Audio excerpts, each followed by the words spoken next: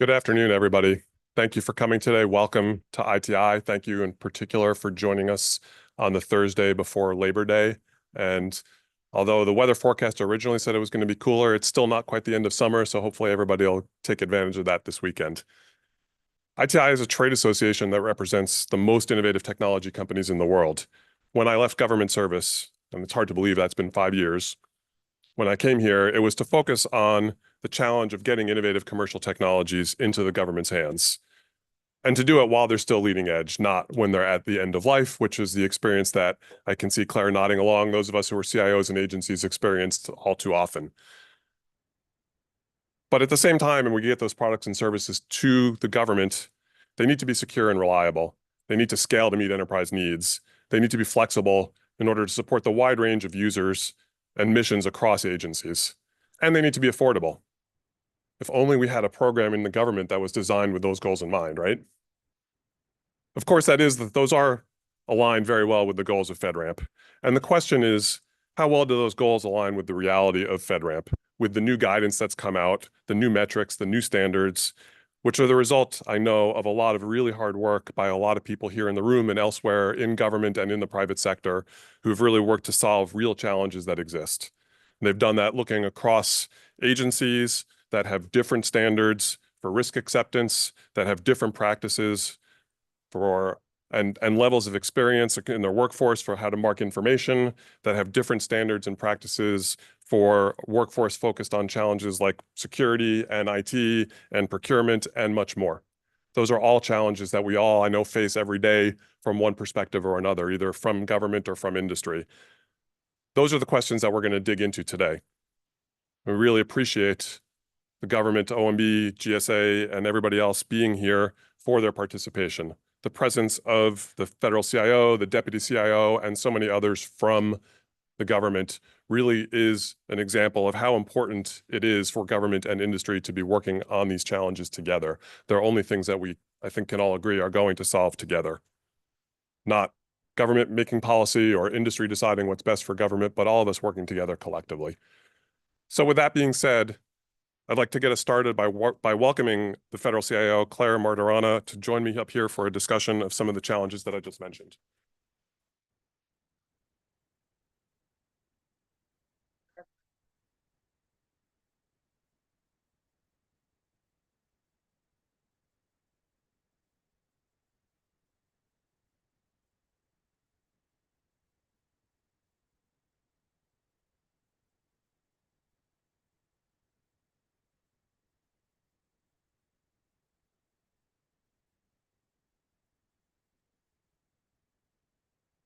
So Claire, thank you so much for coming again today. Like I noted, it's still summer. I know a lot of us rather be outside. Although I will say for those of us who have kids that are back in school, I was just talking with a few folks, summer's maybe over already because the kids are back in school, right?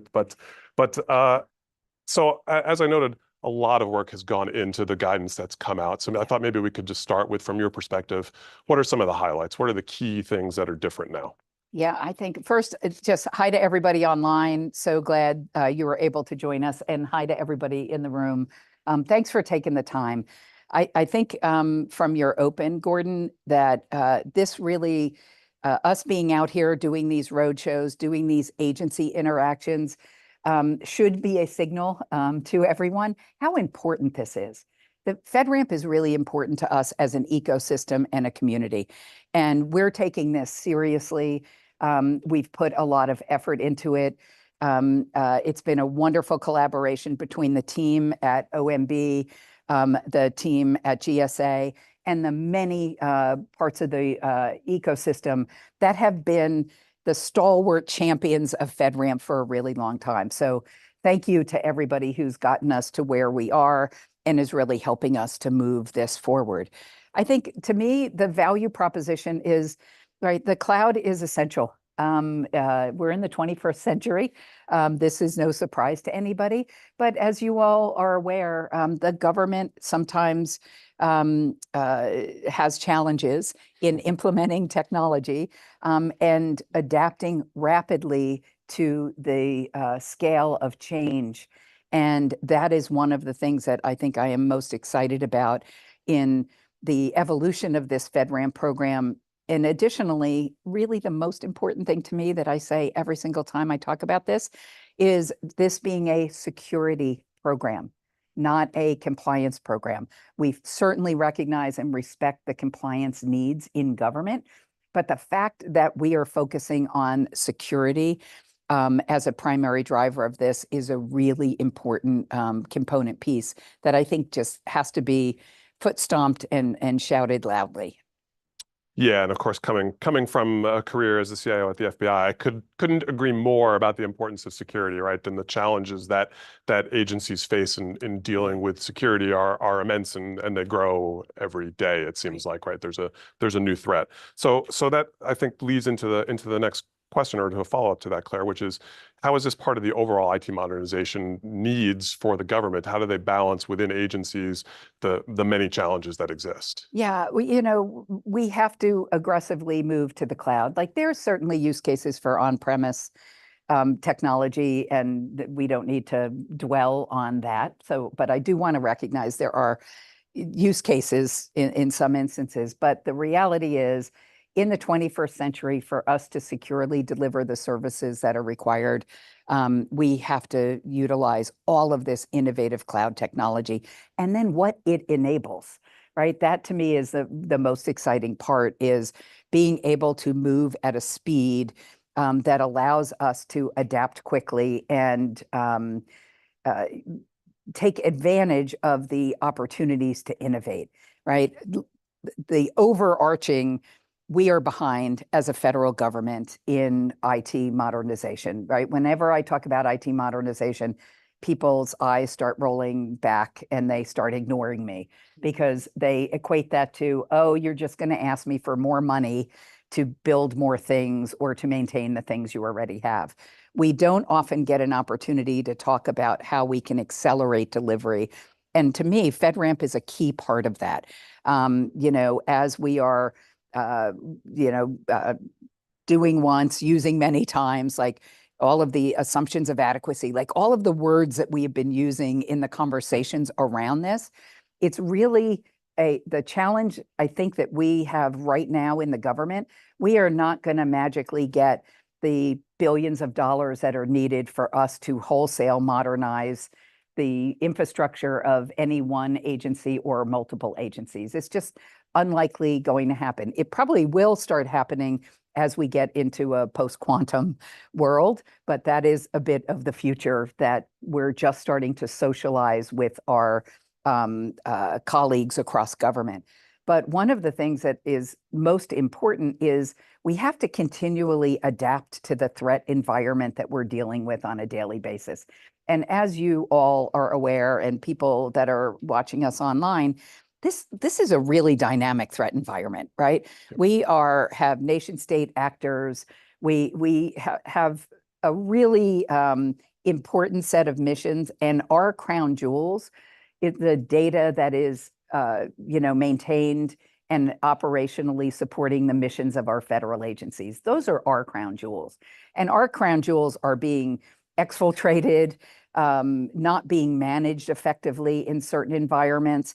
And FedRAMP and the cloud are really the ways that we are going to tackle some of those problems. So I actually think that this is an incredible opportunity. This is a first step in the journey, though. This is not FedRAMP 2.0, done, perfect, check the box, move on to something else. This is the beginning of a journey that we have to go on. But I hope that you all are recognizing the signals coming from us that, again, this is important to us. This is important to us as a federal government. This is important to us as IT professionals. This is important to us that we do the first set of work with the community, with our partners, right? We can't do this by ourselves. If we tried to do this in the federal government, we'd be back to data centers, right? We need this work to be in partnership with the private community so that we can learn, adapt really rapidly, and evolve.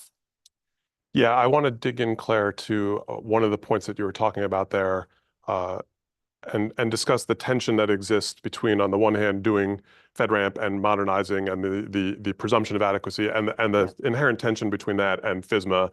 And as it exists today, the idea that each agency is still responsible for its own risk decisions.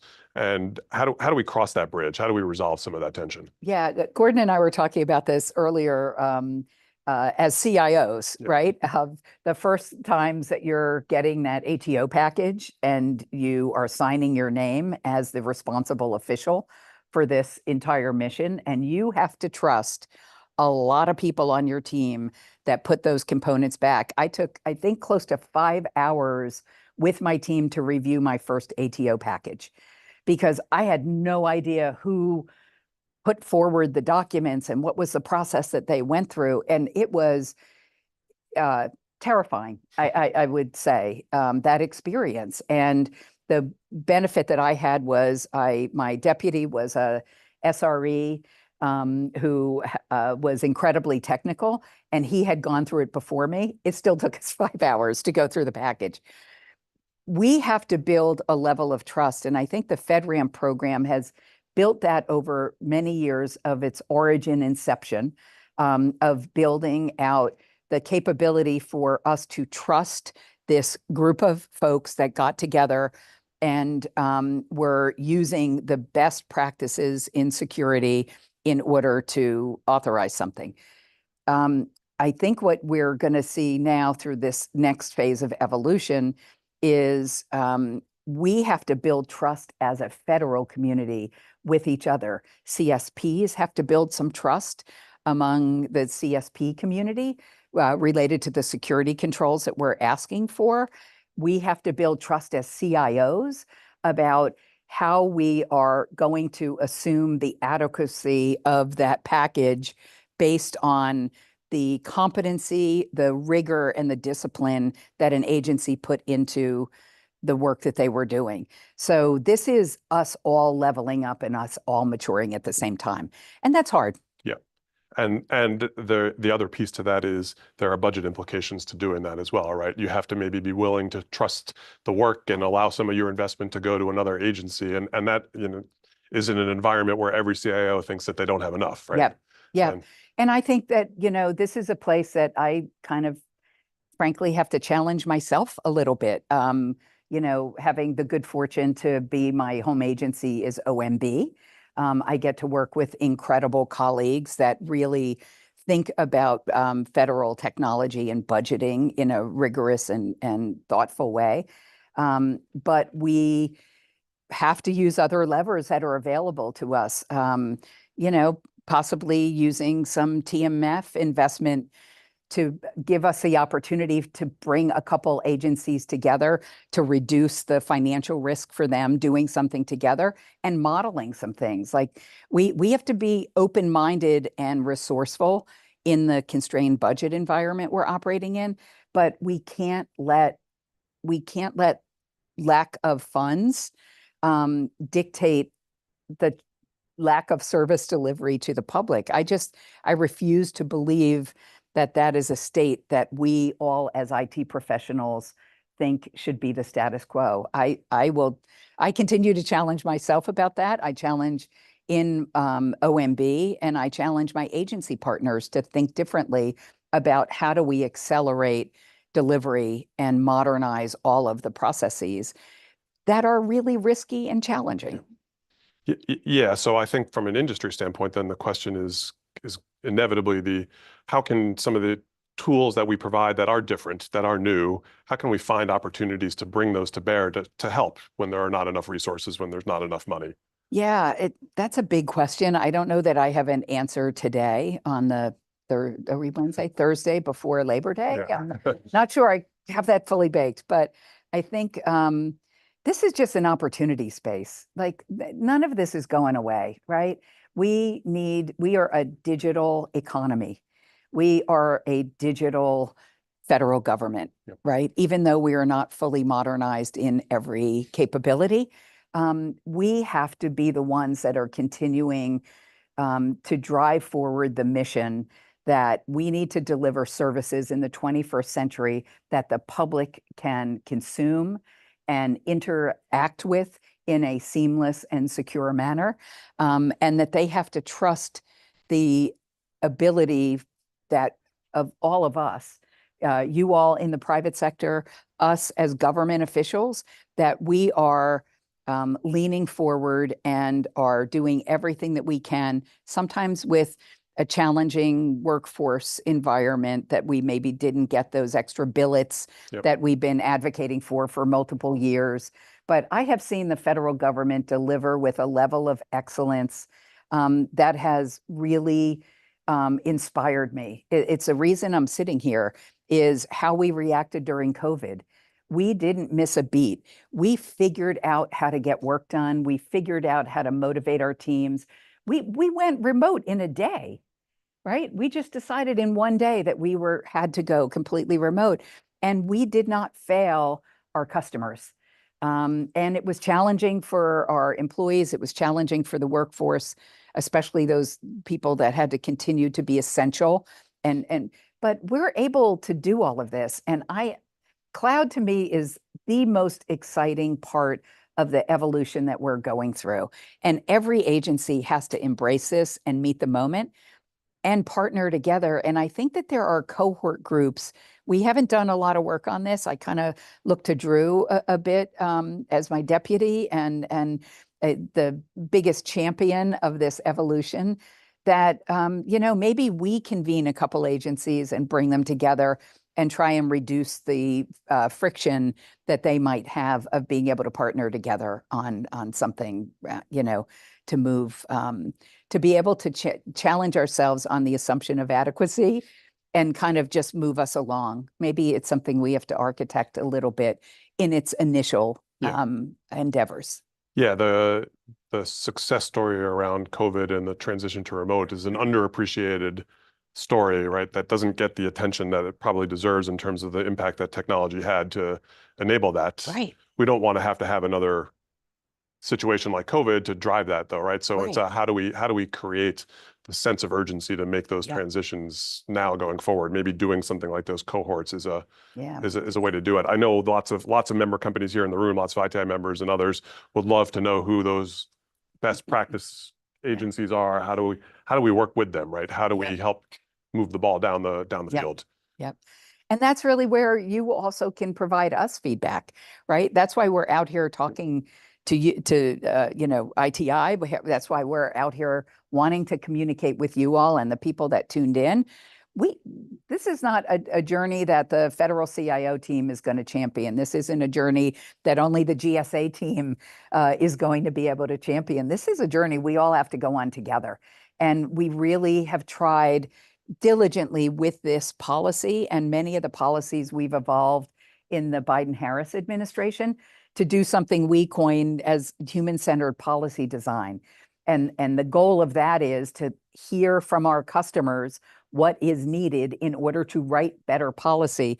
Again, I mentioned to Gordon earlier, the first couple policies I read as a CIO, I could not understand them. I mean, they were written in such government language and using just terms that I was not familiar with. And we've really tried to not only write policy differently, but we've also really tried to embrace the communities, the vendor community, our integrating partners, all of the people that come together that form this incredible IT community in government. So we need you all as well to be providing us the feedback, directly interacting with the GSA PMO team, the FedRAMP team, and give us feedback as to ideas for maybe cohort groups, ideas for things that we haven't thought about yet. So what else besides feedback? And I'm sure we'll provide plenty of that. I have no doubt there's people here who, and hopefully some of the panels even later today will get into some of that feedback. But what else does the tech industry need to do from where you sit, Claire, to be a good partner? I think, recognizing where we might be slightly misaligned as a government. There are times that I have read RFIs or RFPs that are kind of a little off course, right? Not necessarily putting the customer first and identifying what a solution set might be, right? Or not actually clearly identifying the problem that the agency's trying to solve. Those are areas, again, where I think feedback from the private sector is so valuable, because sometimes you have a small team, a lone person diligently trying to articulate the problem, write the right package, go through the right appropriate process to do the market research, or all of those things. And they're one person, right? You know how, like in all of your jobs, you know how fast all of this moves, right? Are you fluent in AI and Gen AI today? Like, could you go toe to toe with somebody today? My learning curve's vertical in this job. Every single day, I learn more than I have consumed in probably the last 5 years of my private sector combined. So being part of the solution, making sure that you are actively partnering with your agency teams, and providing resources, right? Playbooks, best practices, where you see successes at agencies, shine a light on that. Shine a light on those teams, because that will help other people, again, find each other. We have lots of communities of practice in government, and having the ability to learn from each other, again, building that trust within our federal community and building that trust with our private sector partners, I think is the job for all of us. Yeah, absolutely. I know it's tricky because, of course, everybody here is competing with each other as well. But at the same time, they all want to provide input. They want to provide feedback. So do you see, are there avenues for industry working directly into those communities, or other ways of sharing that respect the competition aspect and the Yeah. challenges there? From what I can tell, there's enough business for everybody, right? When I look at the numbers and the dollars that we are spending, that this is a pretty robust ecosystem. I think, but I fully recognize, right? People have revenue goals, corporate goals, shareholder goals. I think sharing the best practices that don't have to disclose your secret sauce, your competitive advantage, is a way of actually helping the community potentially reach out to you and your company to engage with you. It is challenging to be inside at an agency working as hard as these folks work and be as aware of the ecosystem. I had a lot more time in the private sector to learn about technology and to get briefings from companies. And right, we don't do that the same way in government. And I think organizations like yours being able to convene the community together, I think is absolutely essential and a real key to all of us in government continuing to learn from the best practices of the private sector. And the innovation that you all drive is really incredible.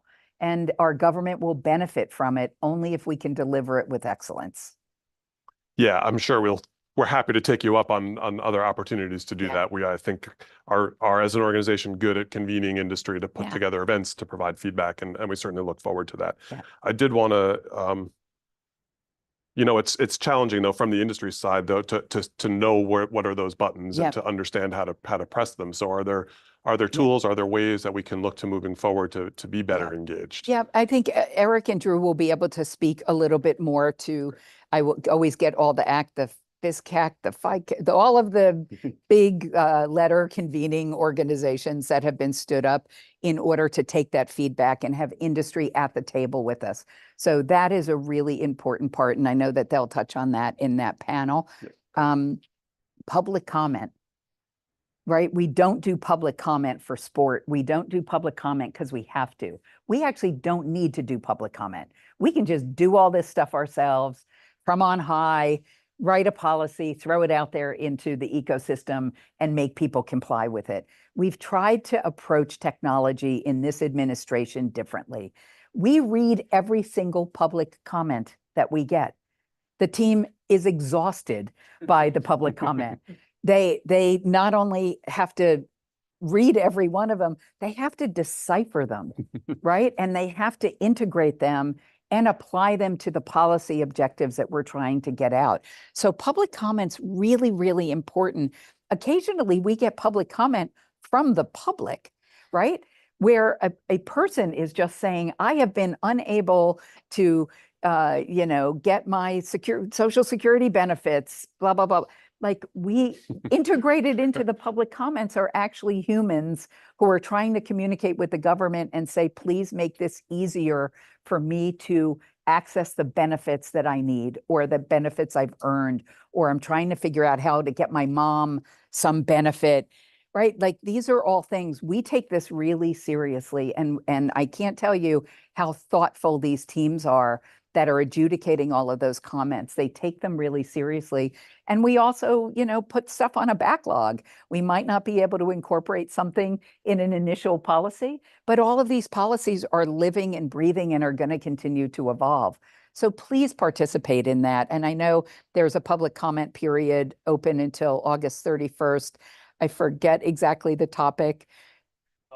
We have a couple open. So we will continue to try and proselytize and share this information with you all and do outreach through these wonderful organizations.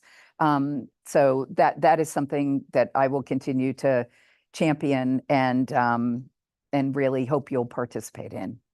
Yeah, I think a couple of the panel discussions are going to talk about metrics and cryptographic standards, which I think are a few of the key areas that comments are pending on. So we'll get some feedback directly on that. But just I wanted to throw out just a brainstorming idea here. You just mentioned, Claire, AI and comments and the challenge of digesting comments. It would be a great use case to figure out how to digest and ingest some of those comments and help sort them and analyze them and get the right ones to the right people. And so I'm sure there's any number of folks out here who would be more than happy to provide solutions, large language models that could do those sort of things. But I can't imagine the challenge of reading through thousands and thousands of pages right now and trying to figure out what's unique in each of them and how to respond to all of them. Yeah, it will be a wonderful day when many of our government agencies, maybe even including the one I work in currently, has more modern technology that would allow us to utilize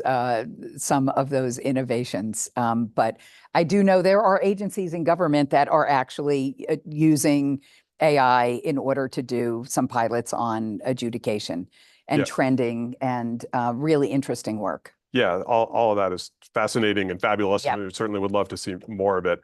I want to just, because that brings up the AI executive order, I want to just close with one last question, Claire, before we wrap up, which is there is a lot of that other guidance out there, right? There's the AI memo and a whole host of other technology guidance or technology adjacent guidance that's out there. Where do you see all that going, right? How do we get to an environment in the future where we can figure out how to get through all that and actually solve all these problems instead of every day it's another 200-page guidance memo or another set of requirements? And sorry, one more aspect to that that's additionally challenging, the national security side doing their own version of all of these things as well. That's I'd say probably if I'm giving myself a score on my time in the role as federal CIO, my biggest disappointment has been not being able to rescind a lot of old things that are on the books. That was one of the first things I wanted to do, was to clean the closets, because when I first met my team at OPM and I sat down with the CISO and his team, and I said, tell me what all your policy priorities are. And they gave me a list of 139, I will never forget the number, 139 things that they were tasked with that were still on the books. And it shocked me. And I was like, how do you prioritize 139 things? You can't. Obviously, you're meeting the need of the day. But I do think, I know there are activities going on about harmonization of many of these things. We fully recognize that we can't just keep piling on memo after executive order after tasking.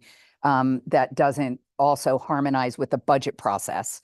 All of these things make it really hard to be operating a successful team in government. We fully recognize that. We've also been those other people on the teams that have been trying to do this. So I think you're finding a lot of people that are working on this that not only recognize it, but are trying to find pathways for us to be able to do some of that work and really clean the closet so we can focus on the risks that are most critical to our ecosystem in the threat environment we're operating in today. And I think it's a tall order, but it's something we absolutely have to do. Yeah, I think we can probably leave it at that, right? Nobody wants to be the party responsible for a successful attack, for sensitive data, classified data being exposed to an adversary, right? We are all on the same page of protecting ourselves and our data and our agencies against all of that. I think your comments about harmonization are a perfect segue to the next panel, which my colleague and esteemed expert in all these issues, Megan Peterson, is going to lead a discussion on with government and industry folks to talk about it. So Claire, thank you so much for your time today. We certainly look forward to continuing these conversations with you. Excellent. Thanks so much, everybody. And you.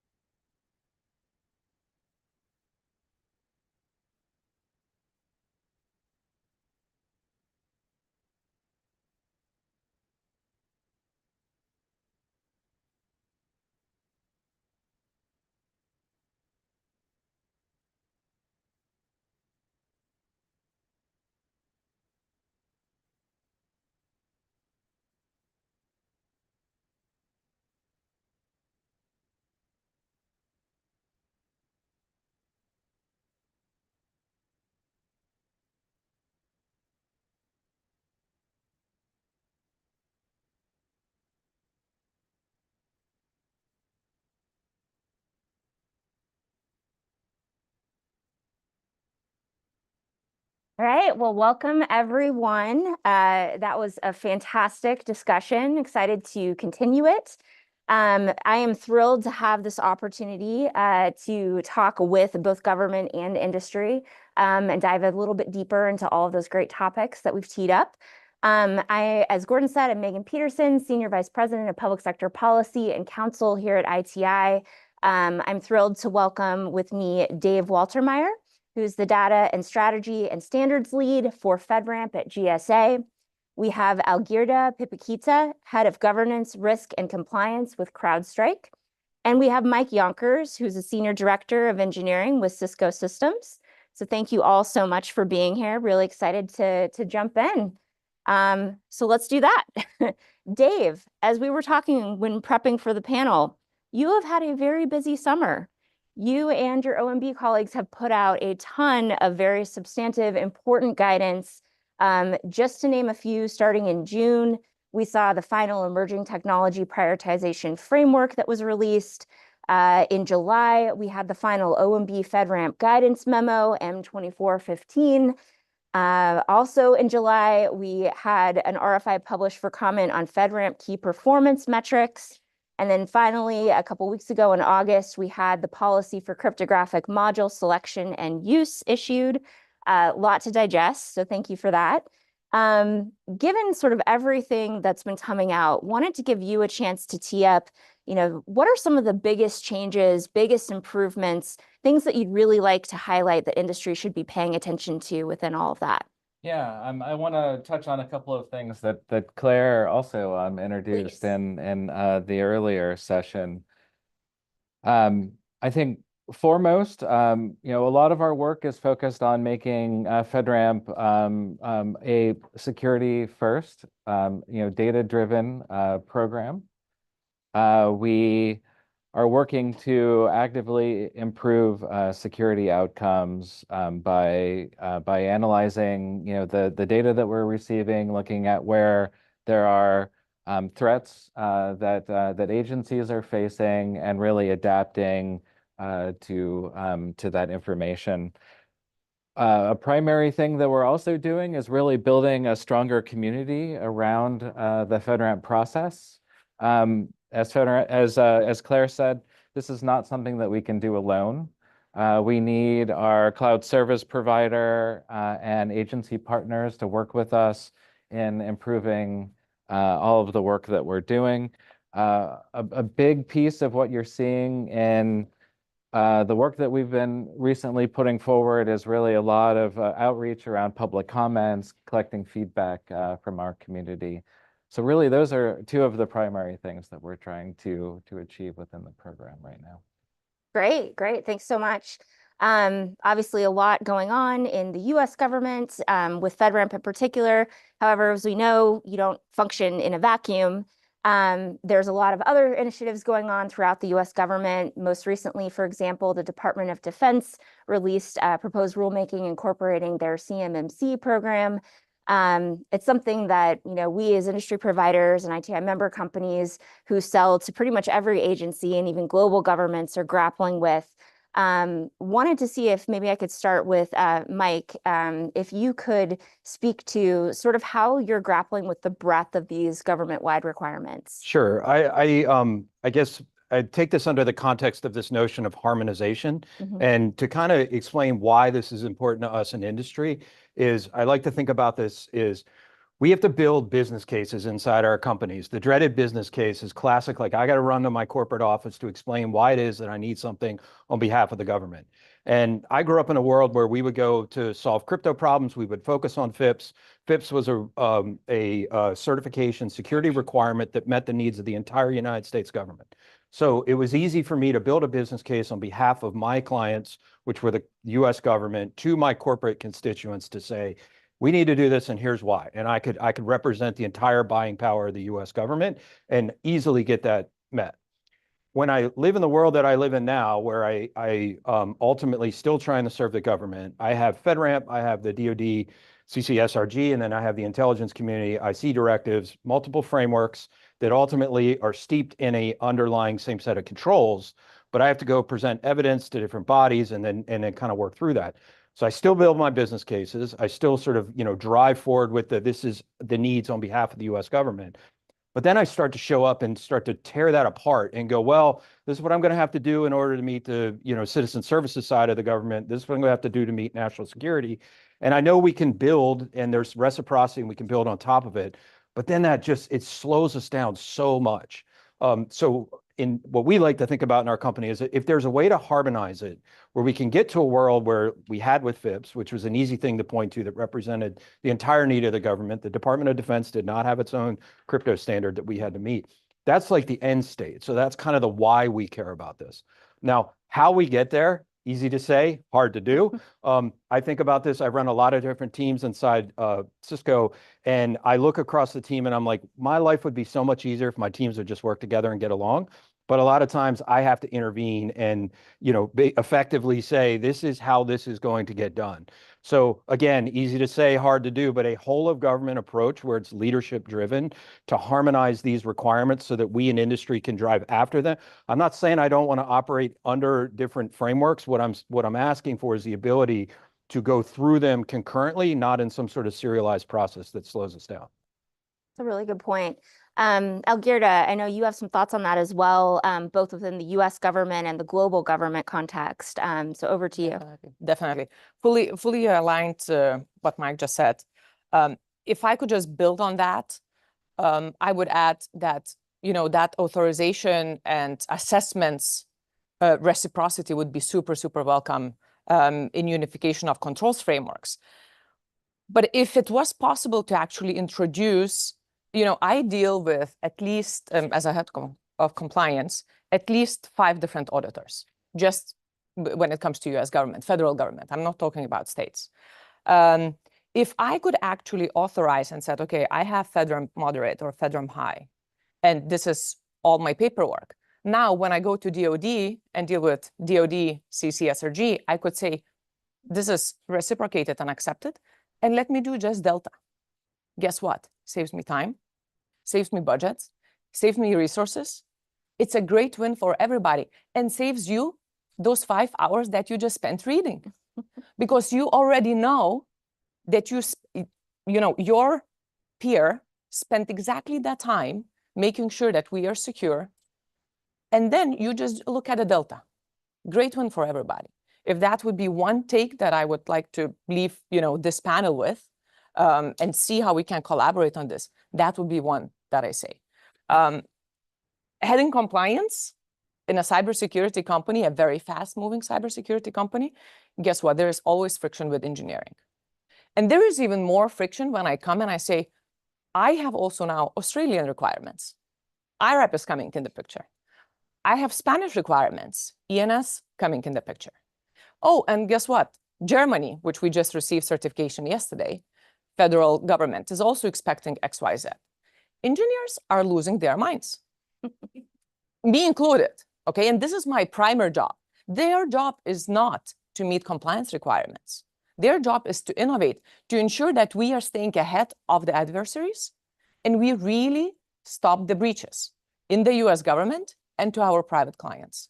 So if we could, again, working group, public comments or anything, where we could start working towards that, meeting the delta and the reciprocity, not only across FedRAMP, but across FISMA, DOD, intelligence agency and FedRAMP, that'd be wonderful.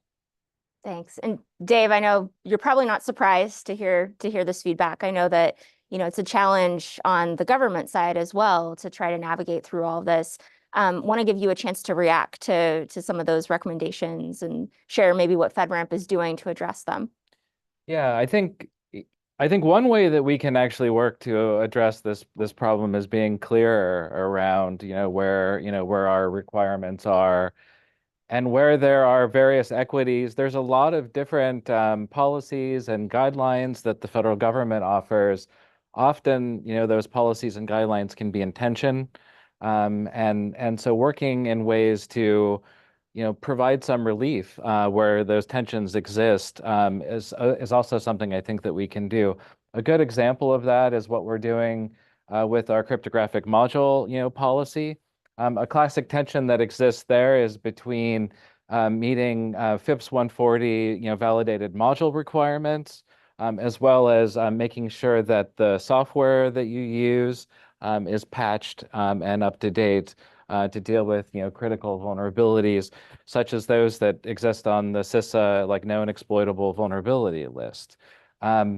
It's not often possible to do both at the same time, and so a big piece of what our policy is doing is providing guidelines around how you navigate that space in a way that achieves better security outcomes using a risk-informed process. So we're focused there on ensuring that you're using industry-accepted best practices and then allowing you to work those practices in order to achieve those security outcomes.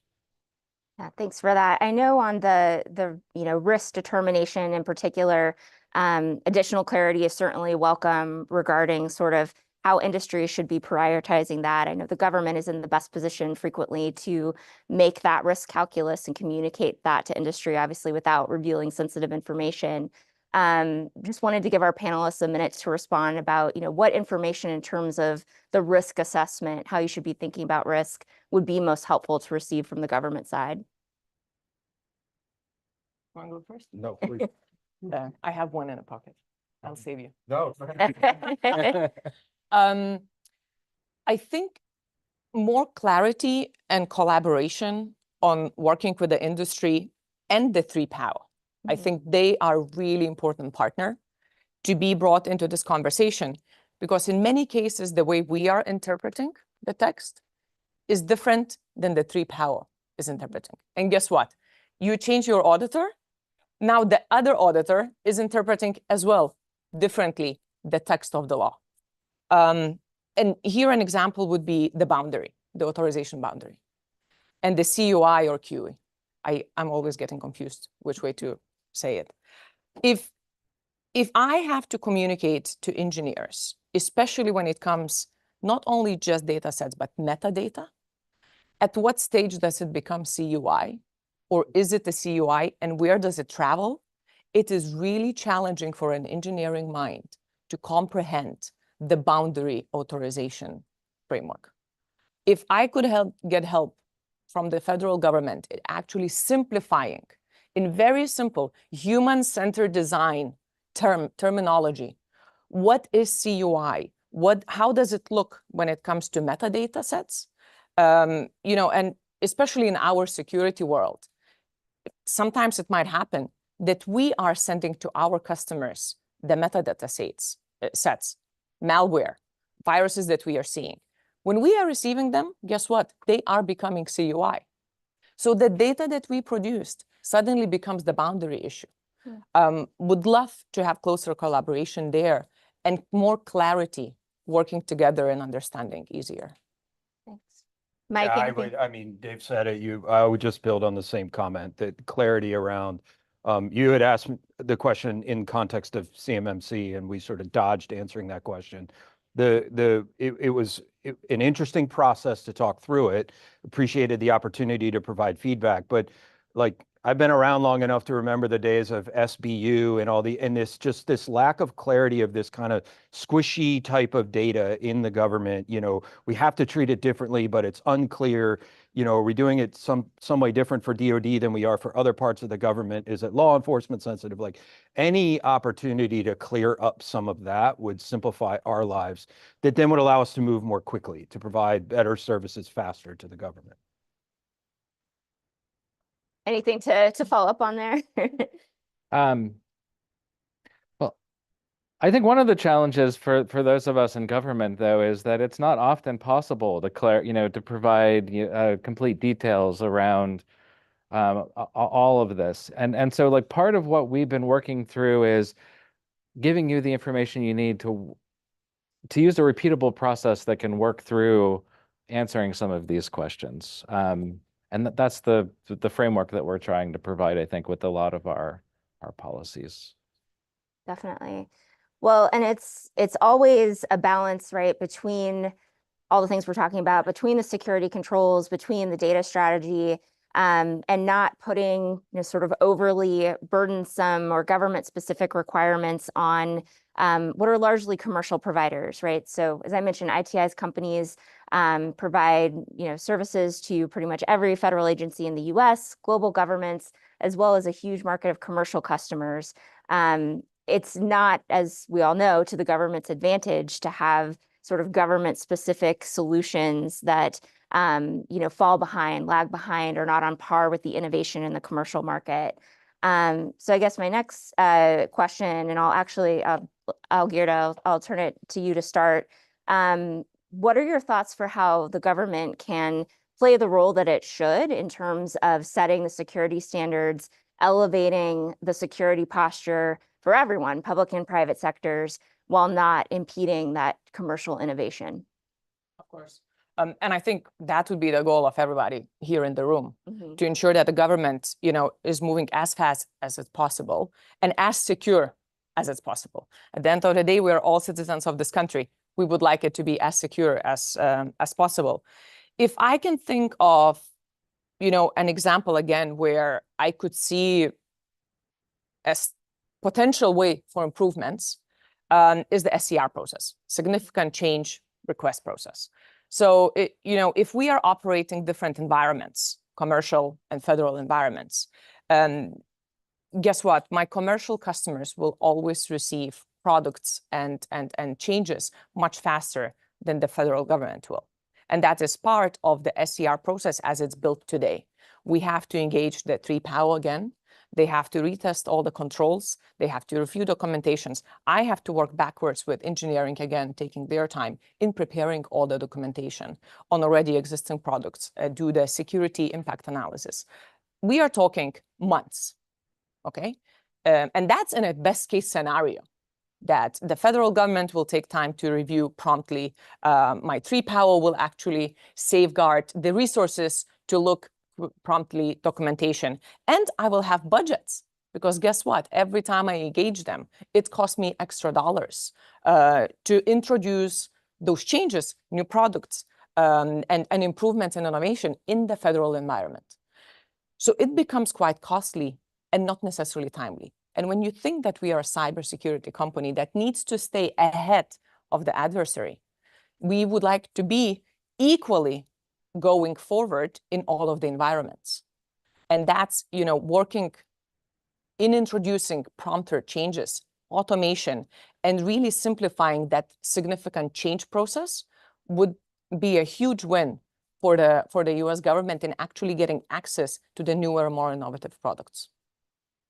Mike? Yeah, sometimes I worry I'm making just master of the obvious statements, but I guess the first place I'd start is I would encourage the government to hold their ground, and like in early regulations that come out, and then we in industry try to chip away at them to lower the bar, and that doesn't serve anyone. Like industry, we will find our way ahead. There are things that we could do, like maybe we could leverage automation and make things quicker or whatever, but I think holding that ground and knowing that we are commercial businesses, so that I don't build anything unique or specific for the government. So everything that I do to improve my product to meet needs of the government lifts the every other customer that leverages my stuff. And I think that when I go to like JCDC discussions and they're worried about critical infrastructure, like that is such a powerful impact. The buying power of the government to raise those votes, like hold that ground, because that's important.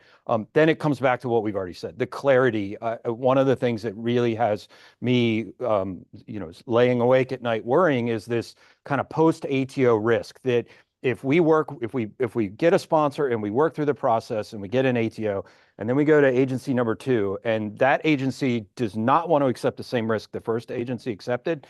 Now, not only do I have a problem that I can't go to DoD and the intelligence community, but I have a problem right inside the citizen services part of my business. So what I would ask while holding the ground is to try to find a way to take that risk out of the system. I know that's what we're trying to do, the reusability, the partnerships, but boy, that risk really scares me, kind of where we are at this moment in time. That if I get something through for one agency and can't get that through for the rest of them, then I have a massive business case problem back, that dreaded business case I have to get back to. So It's a really good point.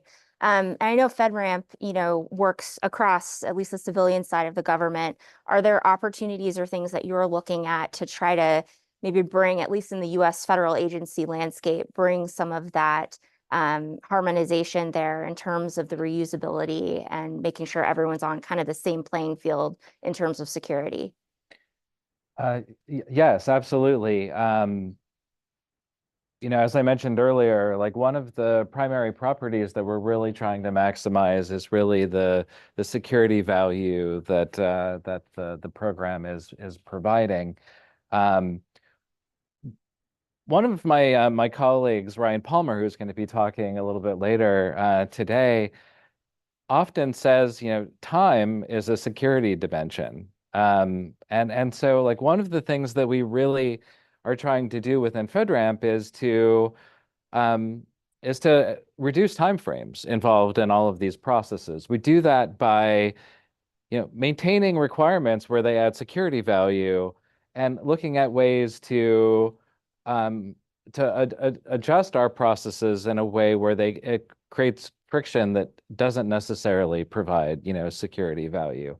That allows us to maximize the time dimension in a significant way. An example of that is the Agile Delivery Pilot. In this pilot, we're working to test the assumption that what would happen if agencies did not have to approve every change that a cloud service provider is making. We're starting in a very narrow case where a change has fairly low impact to the security of the system, but we're using this as a way to figure out really where we can streamline our processes in a way that delivers features that agencies care about more quickly, but still works to address the security concerns to preserve a very strong presumption of adequacy across those cloud services. And we're doing that by, again, leveraging mature security processes that cloud service providers are using. That's great. I know it's a pilot. I know you can't really share anything sensitive. Any sort of initial outcomes, any results? How's that going? Yeah, unfortunately, it's very early in the pilot. We're just starting to kick it off. I know there's a lot of excitement, a lot of interest in participating in the pilot, and so we're currently working through that at the moment. I guess one insight is just that cloud service providers are really excited to be working with us as partners in this pilot, and it really demonstrates that there's a strong desire, to partner with FedRAMP to work through some of these problems.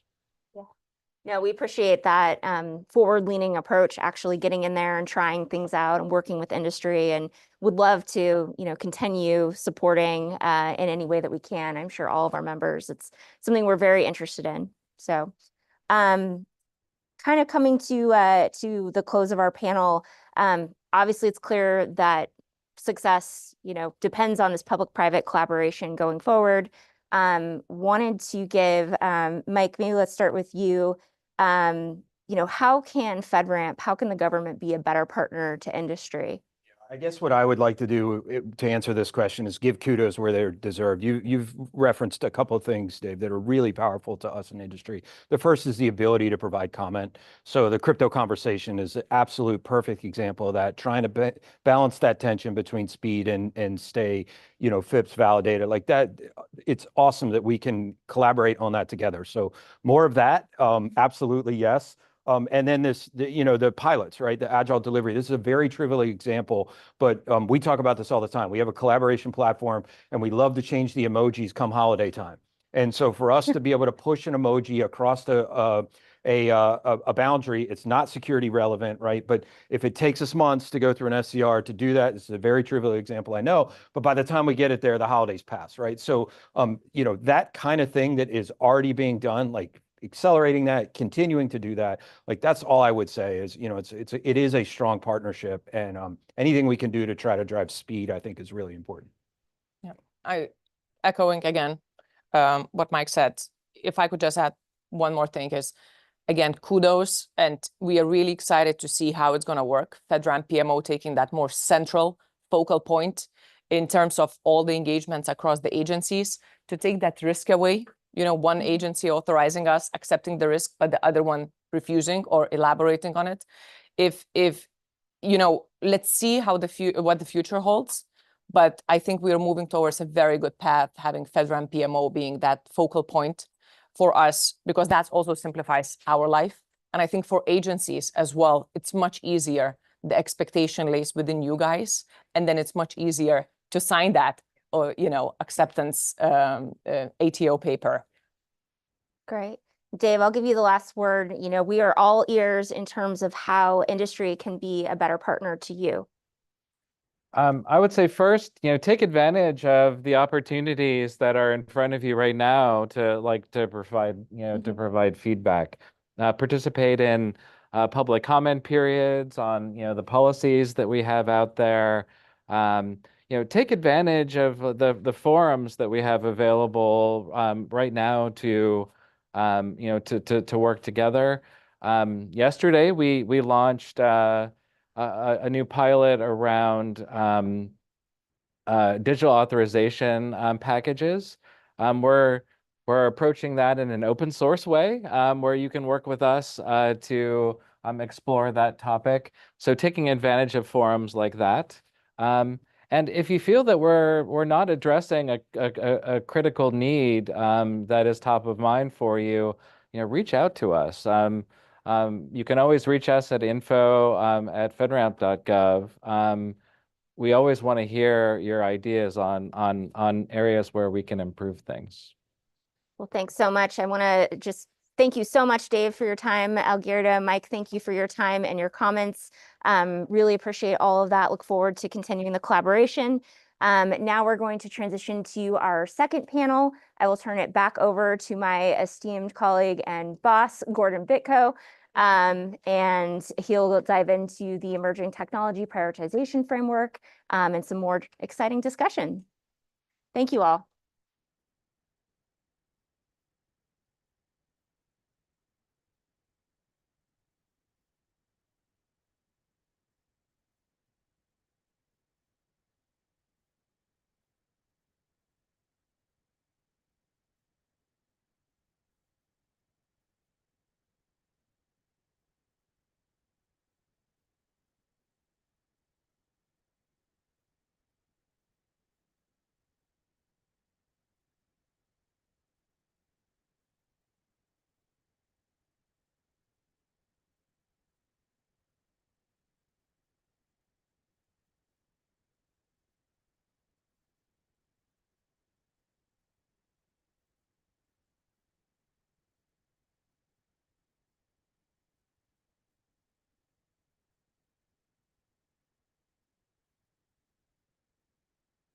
and everybody for joining us.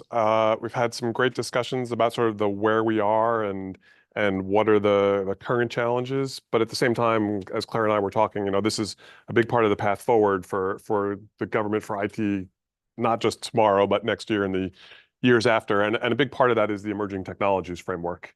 And so I wanted to spend a little bit of time here in this panel talking about that.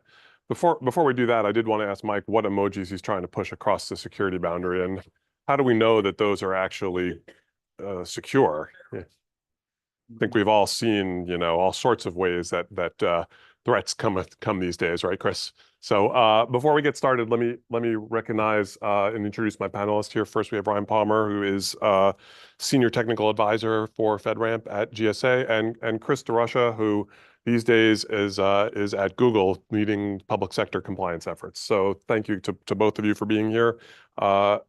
Ryan, let's start with the emerging technologies framework, and lots of interest in it from a public sector standpoint, right? How do we get these technologies into the government's hands better and smarter and faster? So what are your thoughts from the initial round of that and the feedback and the submissions that you've seen? So we're actually still receiving submissions. So I want to say if anybody out there is considering, being part of the first round, please do that. Our submissions, I think, close tomorrow, but there is still time. Maybe an emoji or two. Yeah, get those AI emojis in. First I'd say, I came from an agency technology background where agency staff and even small mission teams often don't have access to the technology that they need. So having the emerging technology framework there to help get those services available to those mission teams is really, really important. Delays in access to technology also turns into inability to explore technology. And when it comes to AI, which is the first round of all the prioritization, it's really, really hard to run that within a conventional data center. So agencies may not have any capacity to do this on an on-premise environment. So they're going to the cloud. The prioritization framework is also something that the technologies that we prioritize are going to change over time. So again, the first round is focused on generative AI. Based on agencies' needs and the technology that's out there, that's going to go through a governance process to evolve.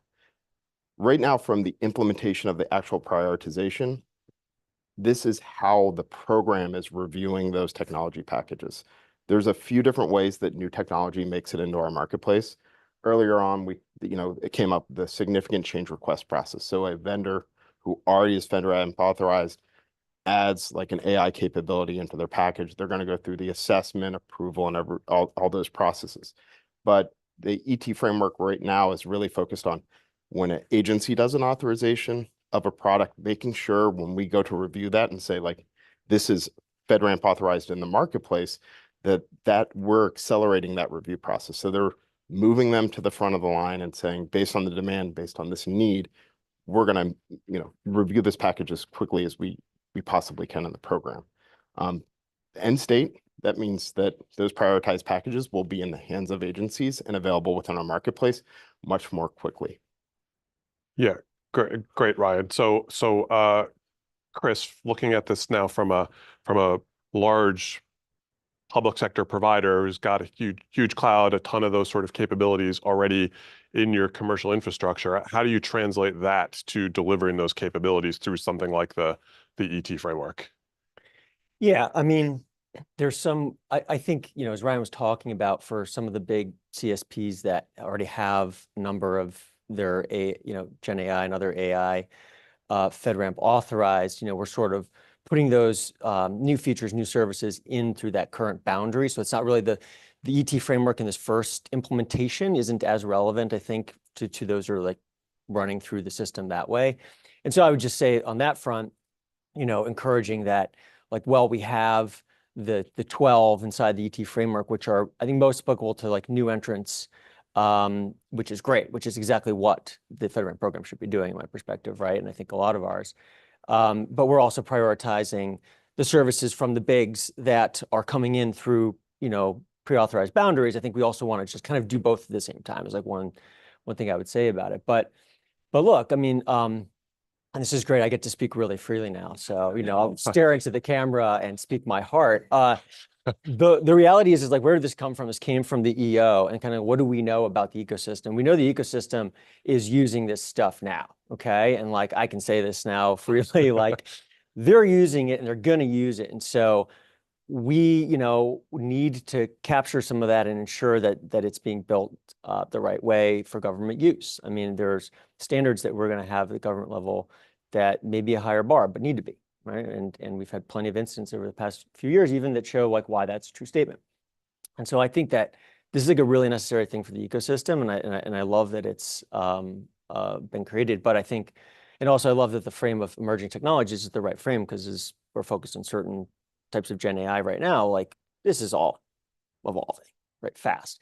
And so it's the right thing to continue to get the feedback, and the way that they're operating now, I hope continues over the future, because we're going to need to like crowdsource that from the agency's perspective, from the big technology companies. We're all going to see what the next stuff is that needs to be prioritized. And as it's operating right now, we have an outlet to get that feedback in and see it actioned. Like it is real. And I really just hope that that's like a sustained activity over the next decade.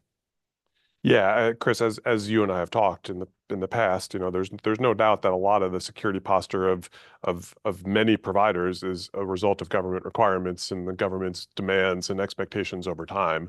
And so I think there's a good question there, Ryan, about how do we translate that and the things that we're learning now about these emerging technologies into reliable and consistent security controls that everybody can adopt, that we can move forward and say, well, this is the way that these secure emerging large language models, or whatever the technology might be, need to be secured and to be done in a way that is consistent and repeatable and reliable.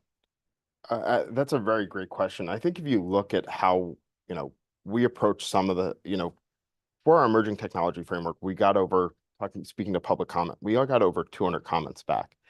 And that really helped inform like some of the changes that we make and how we approached it. With anything like an emerging technology, the security approach there is always going to be something that's evolving. And that really is a partnership with industry, with NIST and all these other groups to come together and like, it's really hard to set that initial very high bar just like on day one. Like we've got to look and evaluate how the technology is evolving and being used. The other thing with something like generative AI that's really critical is it's a shared responsibility model, kind of like FedRAMP. So FedRAMP, looks at that platform security, and most of those controls for FedRAMP really do a good job of addressing like, hey, is your generative AI going to be, how's the data encrypted in transit? How are the data encrypted at rest? Those are all covered. But when you look at AI model use, we're not going to validate, like, does the AI model determine like this is accurately a picture of a cat? Is 1 + 1 = 2? And I think that's where, if you look at the ET framework, we added in that AI model card. So an AI model card, and this is just for the framework, describes kind of the intended use cases for the model, some relevant benchmarks, and that's there to help inform agencies who are considering using an AI product in our marketplace that we prioritized. Like, what are some reasonable uses? Like, if a model has been primarily trained on English, you wouldn't want to use it for a translation use case. And other things with agency needs is that their needs and use cases are going to vary. The public comment use case we talked about earlier. These are public comments. The risks of those in an AI model are pretty trivial.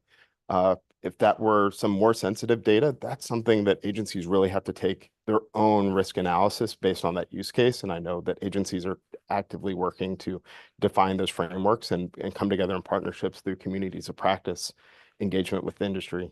And we are certainly here to support and work with all those partners. Yeah, that's great to hear. I will note on the risk on public comments, as Claire noted, sometimes in public comments you get people who need to know how to get their Social Security claims or things like that, right? So there's always the unexpected curveball that's a risk, right? But at the same time, Chris, looking at this from the Google perspective, not from the private sector perspective, those are capabilities that you have already in your commercial solutions that I can go use today, that anybody can go use today. How do we get these things in sync? Yeah, well, I mean, the nice thing about Google's approach to kind of GovCloud is that we use a software-defined controls approach. And so we think that that's going to be really effective in getting the latest and greatest technology that we are. I mean, on a daily basis, it's just amazing. Like the stuff that's like churning through your inbox of, we call them the dog food programs, where you can sign up to participate in the pilots of the next features that we're building, right? We like crowdsource that inside the company, and the innovation that's happening on a daily basis in this space is just quite impressive. And our priority is, as it should be, is to just get that to all of our customers as fast as we can. And so I think like these programs are great, but also, as my colleague over here mentioned before, the significant change pilot that's being run is, like, in my perspective, for like us big companies, I think the most important one that we see, because we are often literally picking between emojis and our next gen AI and like stack ranking of like, please review one of these before the other. I mean, that's kind of how this works. Like we have a good channel of like, determining priorities because there's only so much bandwidth. Then you're sort of having to do some significant changes over like what you really want to be putting out as your first priority because your customers are clamoring for it and it's not quite certified yet, so you can't give it to them. And that, I think, again, like we all see that that's where we're trying to get to. And so I love the stuff that the team's doing to try to just make sensible changes, and then we can do them in pilot form, watch them, make sure that they work as intended, and we're not taking any trade-offs with security, which nobody wants, because we need this to be a trust program that everyone continues to trust. It's a brand, and I get that. We need to protect the brand, and it's got to move faster. Like accelerators. That's all we talk about internally, are like, what are all the things that could be done to just accelerate the throughput of our stuff through this program? Yeah, and I would add to that, Chris and Ryan, this is as much a question for you. How does that scale? You mentioned you've got the stacking problem internally. Mm-hmm. You're not stacking one, right? You've got everybody. They need more people. Sorry, I'm just going to say it back to the camera. There needs to be more money appropriated. I think the administration has done a good job of making requests for funding. Appropriations need to get to this agency. We are just going to continue to be talking about like all these great things we could do until they have 3-4x the amount of capacity. And they're doing a great job of hiring talent right now. They need 4 times those humans. I'm sure you don't disagree with that, Ryan, right? But I'm not kidding. It's still great sitting on this side of the couch, Ryan, I'm telling you. I will say that, accelerating the program is something we are actively working on. Dave mentioned the automation or the digital authorization package pilot. So moving away from paper to a digital process. As a program, also, we want to open up more opportunities to kind of join that marketplace. So making sure we've automated things, but also, if you look, we're doing our first program authorizations. So those program authorizations for our, the first batch is going to be those CSPs that were prioritized for the jab that, have not found an agency landing place, but there's a need and they want to get authorized. But I think the memo also outlines some additional ways that people can get to authorization. So one thing I really loved is when I used to be an ISM, or Information System Security Manager in GSAs. GSA is progressive, and they have authorization processes for cloud service providers who want to engage in the federal marketplace, but go on a journey, right? Like FedRAMP for them feels like a ramp. Sometimes it feels like a wall. The OMB memo gives us the ability to start laying out like those shorter duration, like your temporary authorizations as providers work their way into the marketplace. And I think us putting out good guidance there and helping agencies to help, whether either ourselves or agencies, like take a company that wants to provide a product to the government and get them to an interim state where they've meeting enough security controls that like the agency can accept their risk-based use of that. And the CSPs on that journey to full authorization is a really great thing we can do to grow the marketplace. In addition to the speed improvements we get through the SCR processes and all the automation we want to do with, to help facilitate our review. So do you see success on that path right now? Are there agencies that are willing to be the guinea pigs and try that out? I think that's work we still have to do. I would say, like, from a GSA perspective, I think GSA has historically done that work. So I would just speak to what I know, which is GSA has already been doing that, and I think it's been a very successful model within GSA, and certainly one that I think there's a lot of demand from the mission. You know, the mission customers are really the focus of FedRAMP. I came from USDA. We have people who are climbing trees. We have people on horseback. We have people who are working in labs. They need access to cloud more and more to even do and perform their job. So we've got to make sure we address their needs. Yeah, so I think that addressing needs is a really important point, and you know that there's always that sort of balance of the framework wants to apply things to bring in new technologies, right? But there are other innovative capabilities. Chris, you mentioned every agency is doing this, right? Everybody's got people doing these things using AI already or other emerging technologies. So how do we find that balance? Yeah, I mean, a little bit like let's let the data set us free, and I'll tell you what I mean by that. Or we talked about in the last panel, this importance of reuse. Yeah, let's just look at realities. Like FSMA is still present. That's still a law from 2014, which says that the agency CIO is responsible, accountable for the security of the technology, really the agency head. And OMB also has authorities in that. But the reality is they're making the risk acceptance decision. They're signing their ATO as that CIO, okay? And so they're making the call. How do you change their behavior? And I think just like a lot of other change we've made over time, and in this administration in particular, we really did use data well to scorecard and show, you know, hey, what are the metrics we want to track and the targets on those. I think we have to be specific here on reuse. There's various vehicles for that. There's FSMA metrics, there's STAR scorecards, but like there are methods, okay, and FedRAMP's metrics. And I think it's all about sort of drawing out into the light. That's not going to that's just the enabler to the change, but you can't diagnose fully and kind of call out the conversation on why they're not reusing, because it's still been a sort of, you know, like you should and we're not, and then nothing changes. And so like there has to be a concerted, data-centric, methodical, quarterly driven approach to this, in my perspective, to have those hard conversations at the deputy secretary, COO level of these agencies about, like, are we getting it right? Are we doing our constituents, our customers a service by making the risk acceptance decisions kind of with the way we have? And should we be opening the aperture a little bit and taking a little bit more risk and trusting a little bit more these other assessments that have been done, in particular when there's top cover from OMB saying you should be doing that? But that does not mean the change is going to happen. The change is going to have to be hard fought for and won, because we're changing culture across the entire U.S. government, and we know what that is, you know. But Gordon, I really think that the data, we have to use it, or I don't think we have the change we want to see.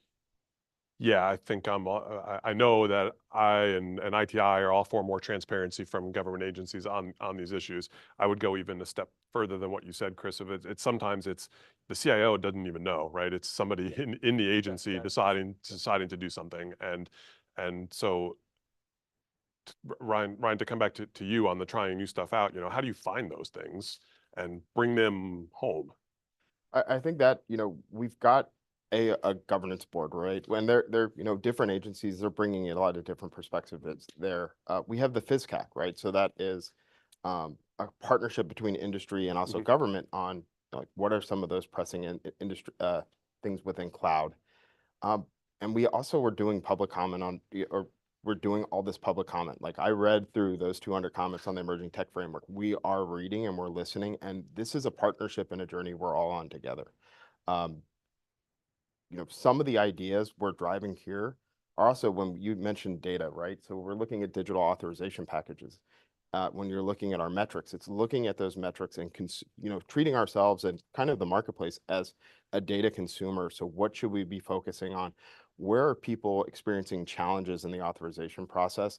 Like that, those are areas that we have to engage. If everybody, boundary guidance came up earlier, you know, boundary guidance is on our roadmap. The things that drive our roadmap are the lived experiences and the challenges experienced in our marketplace. So when we see that there's a lot of challenges when we're doing authorization review on boundary guidance. That's something we need to support with the updated guidance, something we need to support with knowledge base articles, which is a big thing we're trying to work on with real examples, right? That a technical engineer, they talked about technical and engineering people.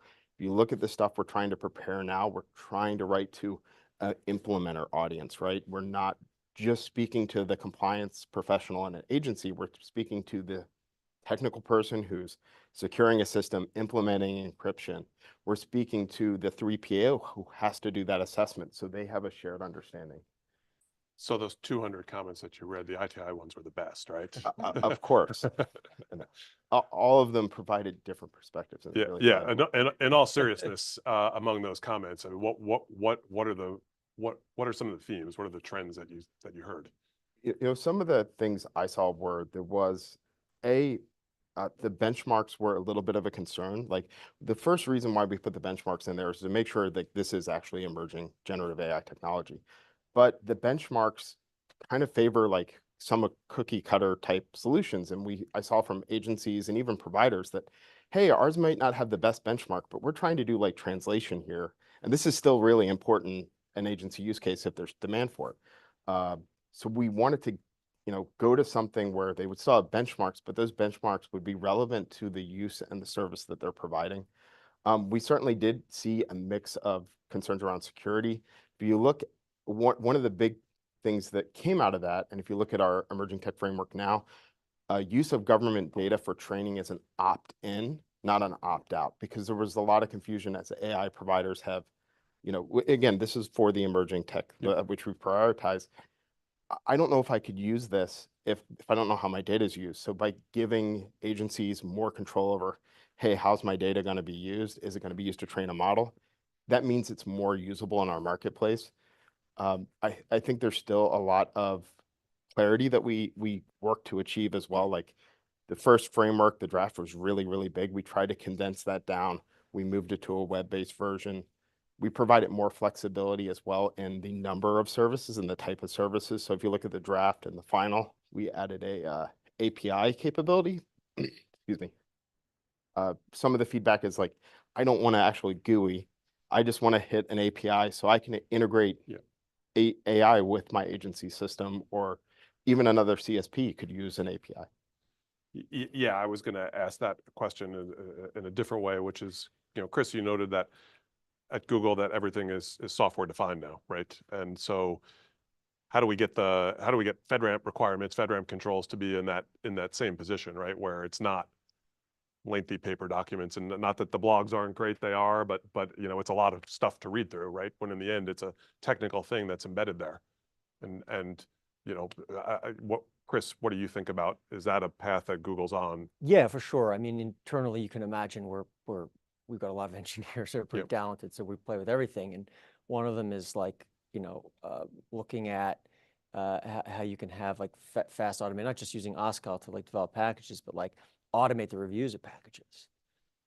Because at the end of the day, like when you have human in the loop and just sort of like going through a package to determine what's not present or like what's not accurate, the machine can do that. And we don't need to wait 3 months for a human to do that and then wait 3 months to get back to you. It's like, that is the problem we've still got, right? I think there's a lot to the automation that everyone's excited about. I know the FedRAMP team is thinking the same exact way. And I think all of the big companies that we're just motivated to like look at every single possible motion that gets the ecosystem moving faster, right? And I do agree. It's like they need more people, but that's even if we get that, budget cycles and the realities of, that's not an immediate term thing. And so I think a lot of this other stuff like reuse and automation and just like sensible changes to how we look at boundaries and sensible changes to what is a significant change that can get checked later, vice has to get checked before being allowed to move to production for all the agencies. Like these are all of the right conversations. So we're super excited about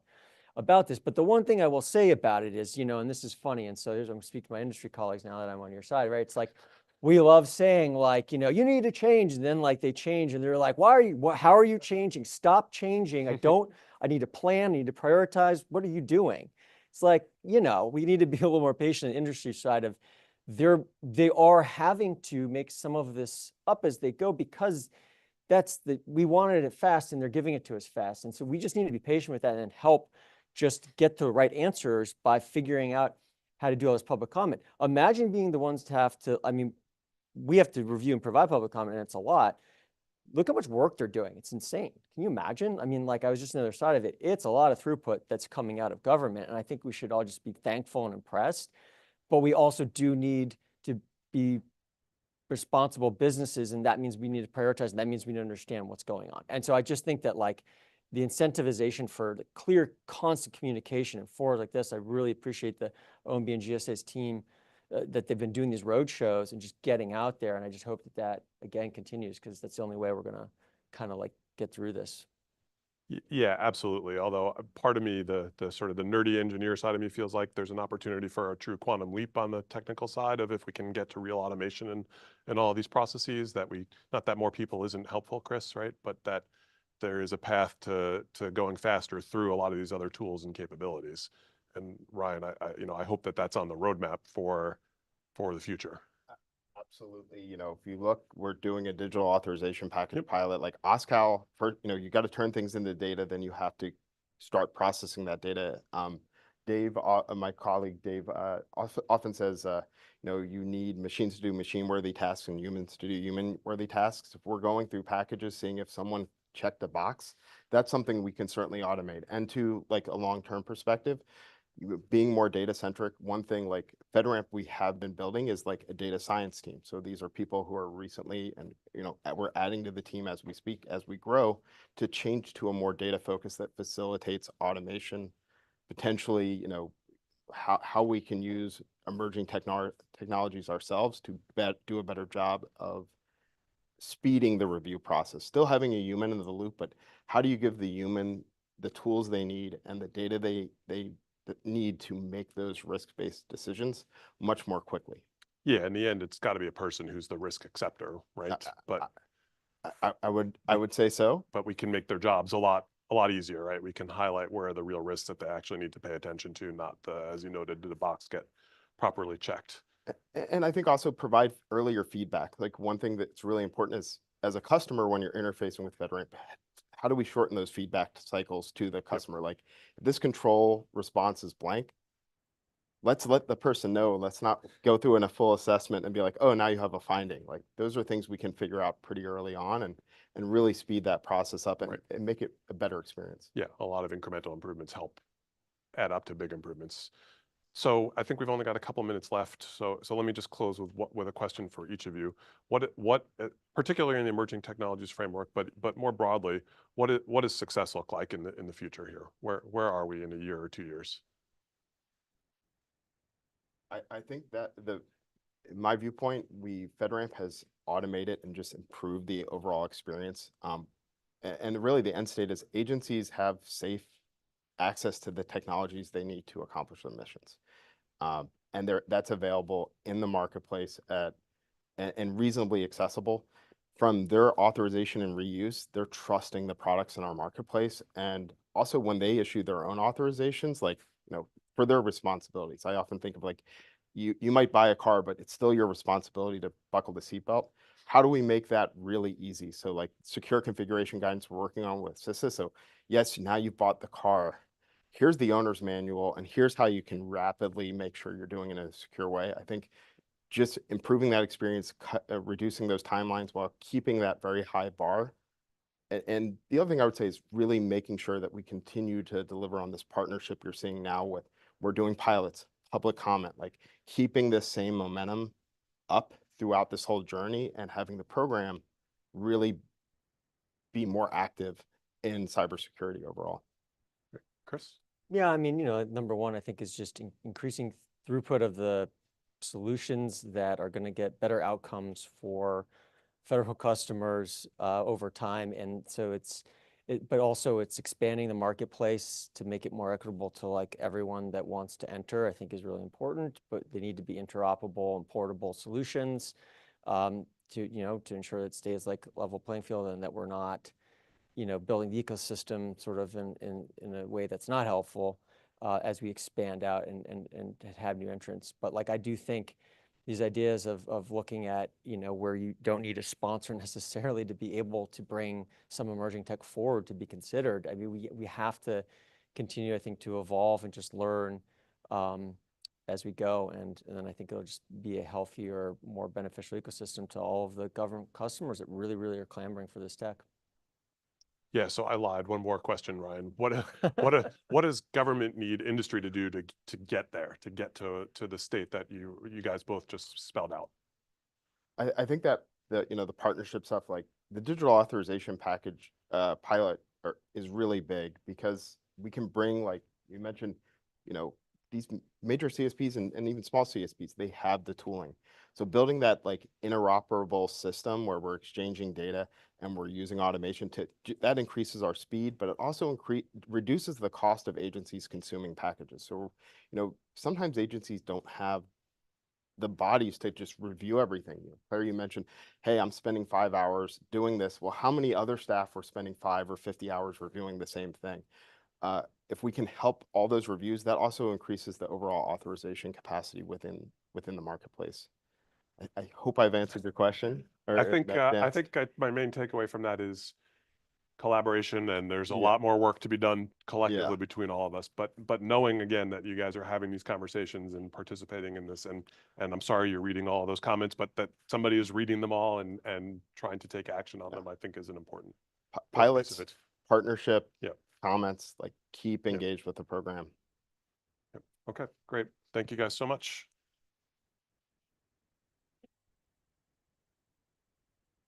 All right, we are moving into our final session of the day. I am feeling so energized. The challenges are clearly huge, but I think the opportunities are even bigger, which is exciting. So really excited about our next fireside chat discussion. It's a rare opportunity for us in the room to serve as sort of a fly on the wall as we hear a government to government discussion between Drew Michaelgard, who is the Deputy Federal Chief Information Officer at OMB, and also Eric Mill, who is the Senior Technical and Strategic Advisor for FedRAMP with GSA. They are going to bring us home with a discussion about the future and what to expect. So welcome. Thank you so much, Drew and Eric, and over to you. Awesome. Thanks so much for having us. Yeah, absolutely. Good to see you. Good to see you, Drew. Yeah, Always a pleasure. yeah. We were talking earlier about like our kids are all back in school, and that seems to be like a win. His are younger, mine are a little older. So for those of you that don't know, Eric and I actually worked together at OMB. Prior to that, we'd both been building software. I'd worked at Department of Veterans Affairs and helped bring in a lot of their SaaS products. And one of the challenges one of the reasons that when Claire recruited me over to OMB or gave me the opportunity to come over, she's like, you can take what we've done at VA, and she was there and was an incredible influence, and like bring it to the rest of the federal government. And that's an incredible opportunity to offer anybody. At VA, I was like, oh man, if OMB would just give me a little bit of top cover. I just need like a little bit of help from above, and then everything will get so much easier. And then you get to OMB, and it's not that easy, but like we have tried both, and Eric was a senior advisor to Claire, like to try and provide that top cover to agencies. And I'll let him talk a little bit about it, but we really bonded and worked together a lot on like writing the policy. And he's got a little bit longer history with like how we got to this point. But like and I always love hearing about it. So that now that we have the policy out and I'm doing road shows, he's now at GSA leading cloud and imparted in that a lot of effort in FedRAMP. Yeah. And I was thinking when Claire was talking as well about her experience being an authorizing official at an agency, and actually something I did as well. Claire and I are both appointees in this administration, but both of us have previously been civil servants in the federal government who have had to face down signing something like that. That you can only understand so much of when you do that at that level. And I know certainly in my time at OMB and now like I actually think we're incredibly fortunate that in our time at OMB so far and still in this term, like we have folks like Claire that have had that experience. You don't always get folks in those leadership roles that have done that.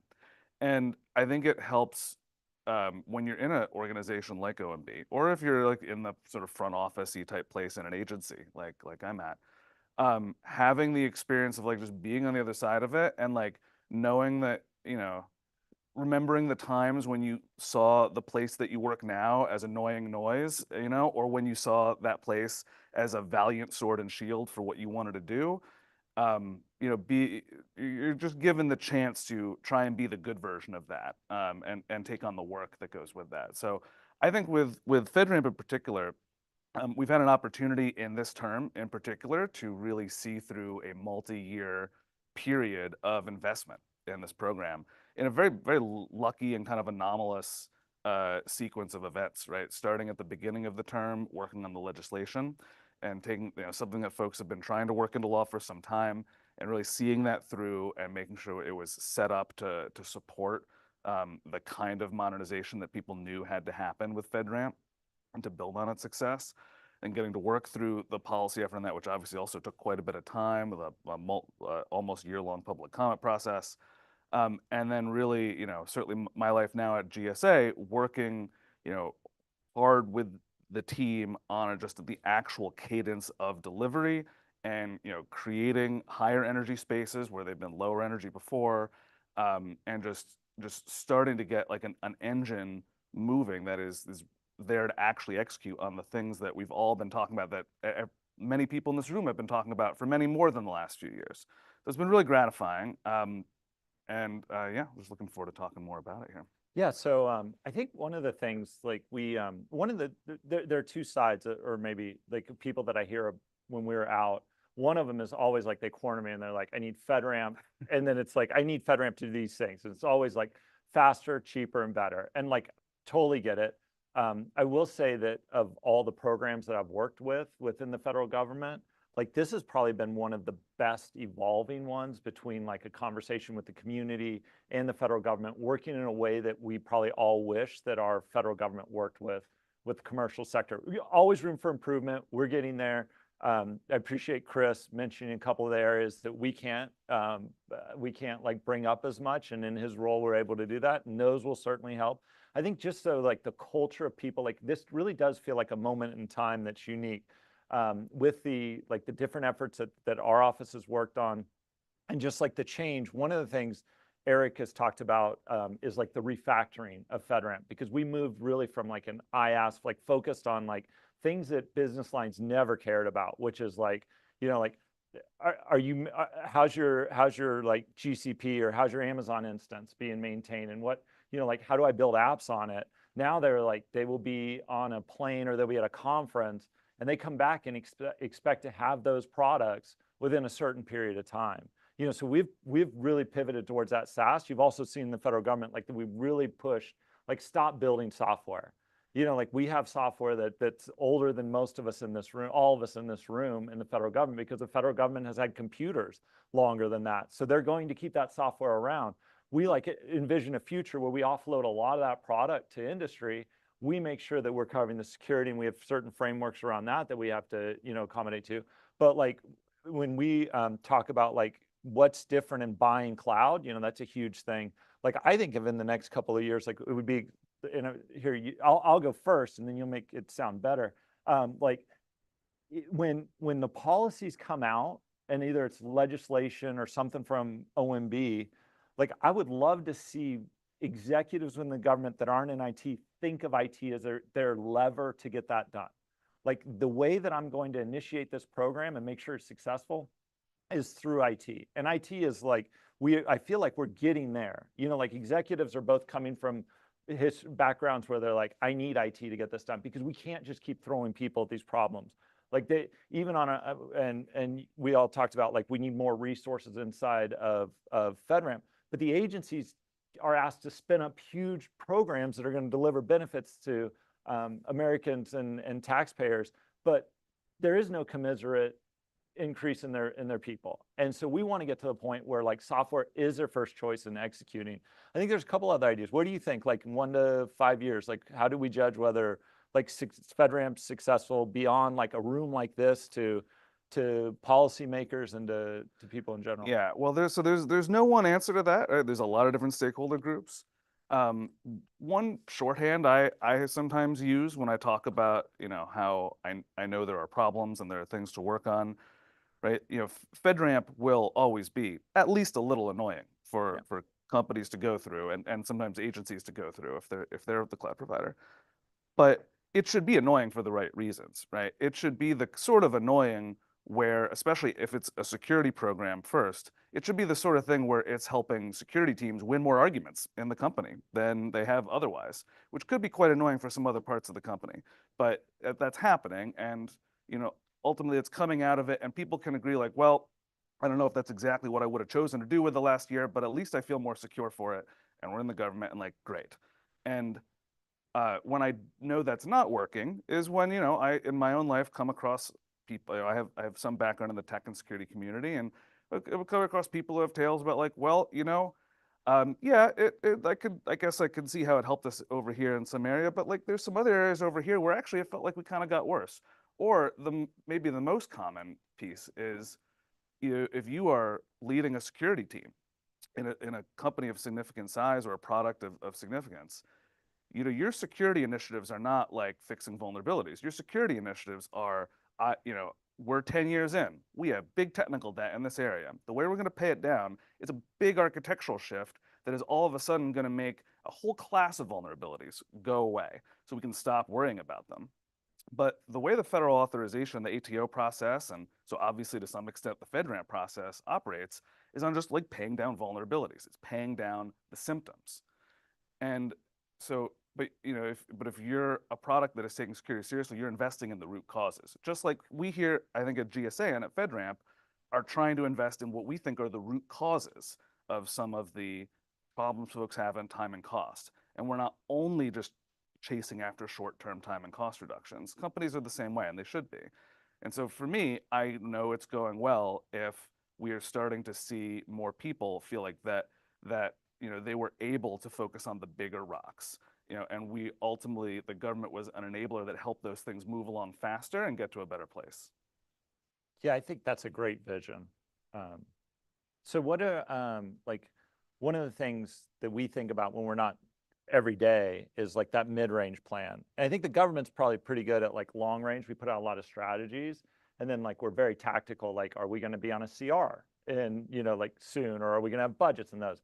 But mid-range, like Ryan talked a lot about automation.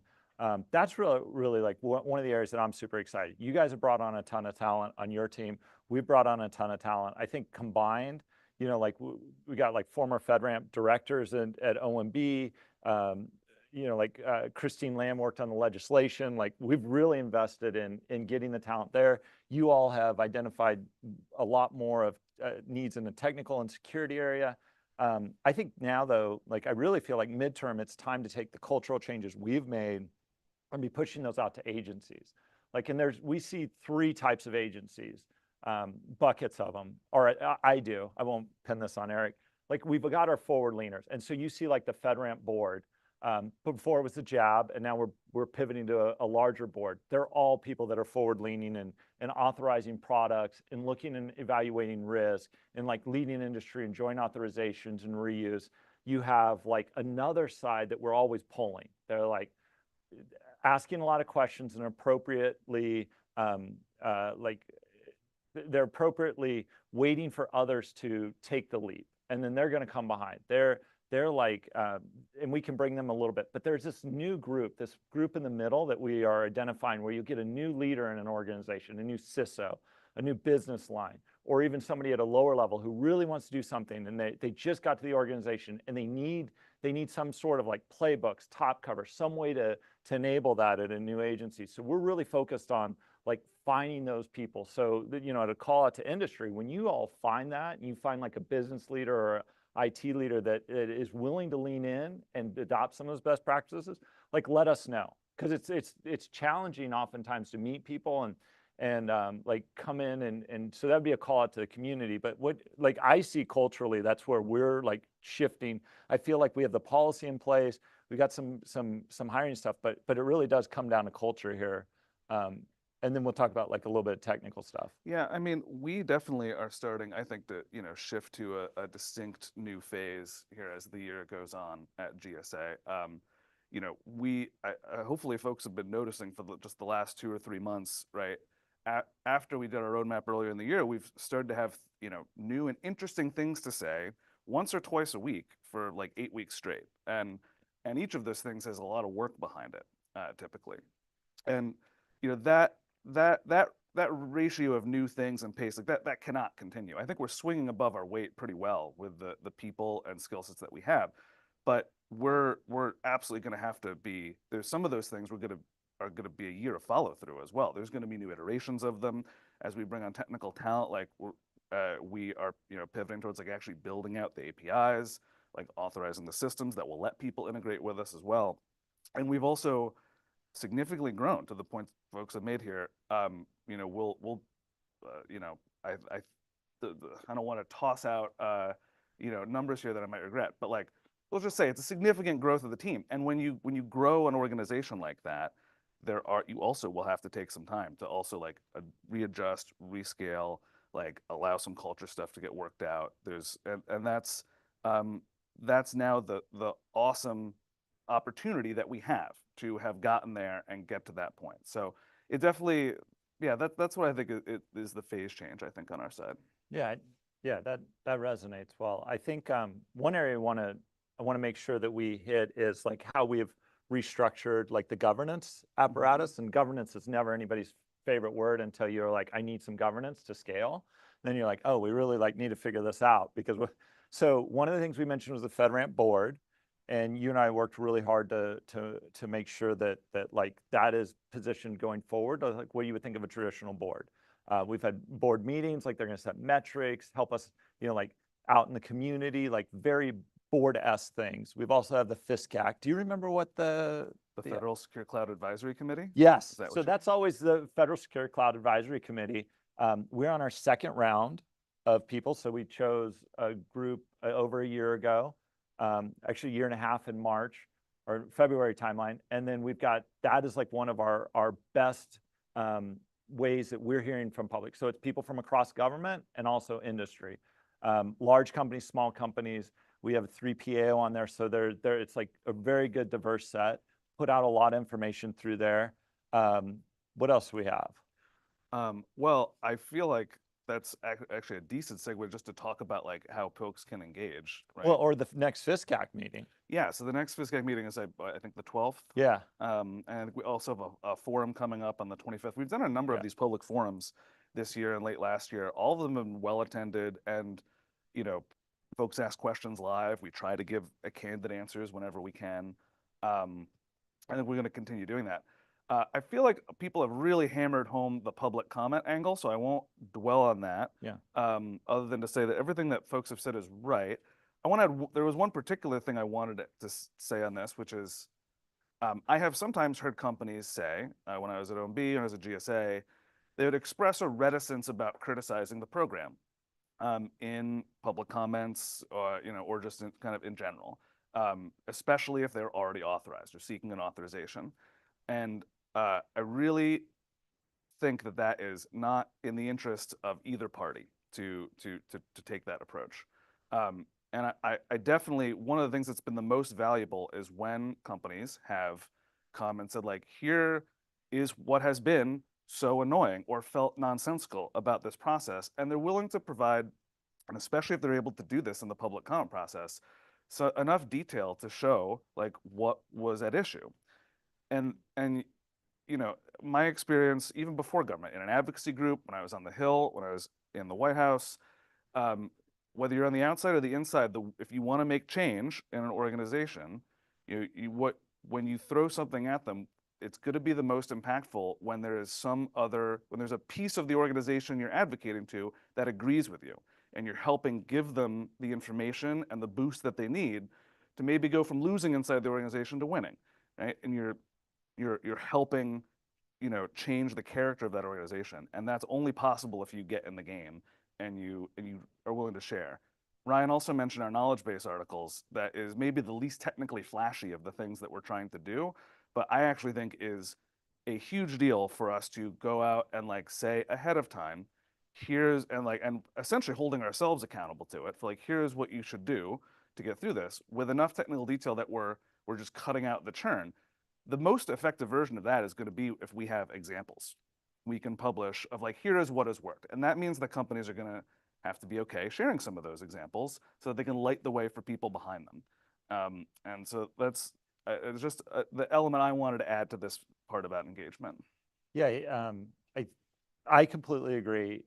You'd be surprised at how like non just positive feedback allows us to amplify that. That is like something I didn't realize either.